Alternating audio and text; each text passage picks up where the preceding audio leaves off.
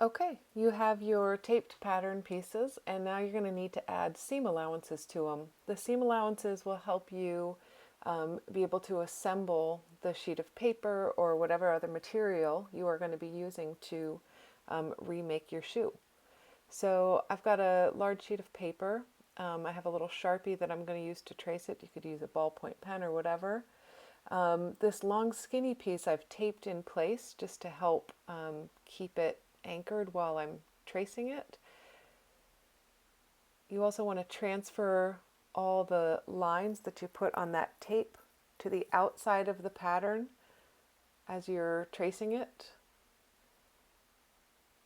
Once I have all those lines transferred, I'm going to take off the piece of tape, and then I'm actually going to retransfer them back to the inside of that line because that is the actual pattern.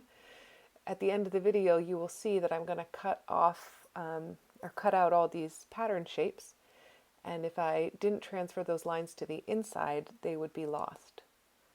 I had a little saran wrap that was sticking out of that piece, and so I trimmed it off. I'm just holding it down with pressure from my hand and transferring it. It's not a very complicated piece, and so I figured I could get away with just holding it by hand. Again, transferring those lines to the inside.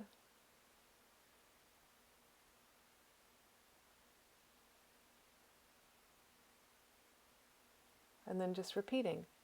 If you don't feel like you can hold that in place, you can put something heavy on top to hold it into place, or you can also take some blue painter's tape and put that on the bottom of the form, and that will help hold it in place as you trace it.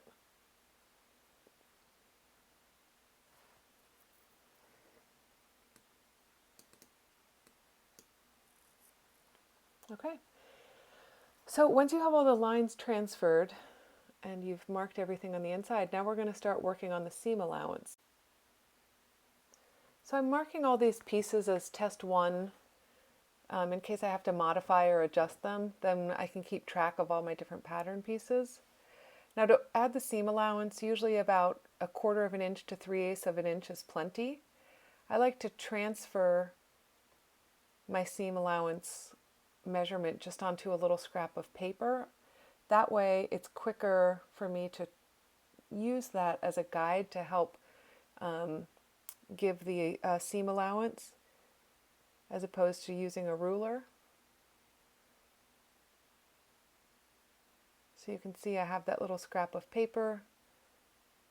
It has a mark at 3/8 of an inch, and I'm just slowly making these little dots along the form, which I'll eventually come and work to connect the dots.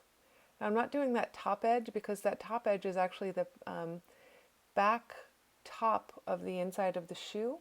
And if I added a seam allowance up there, then I would have a shoe that was too tall. I could also put extra paper there as a seam allowance and then fold it, and then the edge of the shoe would be a little bit thicker up top, which might have a nice visual effect. But at the in another video I'll show you how you can also cut a separate piece and attach it to kind of give a little bit more dimension to the form. So I've done the back, the front, and also the base of the shoe. That long bottom strip, which is the sole of the shoe, not the sole, but the thickness of the sole, that does not need a seam allowance on it. And you'll see why in the subsequent videos. When I go to cut out pattern pieces, I usually like to cut my large sheet of paper into small sheets of paper before I cut. It gives me just a little more control over what it is that I'm doing. I just realized that I forgot to add a little seam allowance for overlap on that bottom strip, just on the edge. And so I added that little tab there. I'm going to continue to cut out the pattern pieces.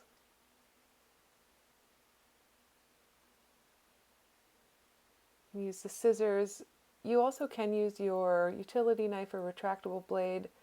Just keep your hand away from the blade, and you can see right at those edges how I have to hold those two pieces in tension.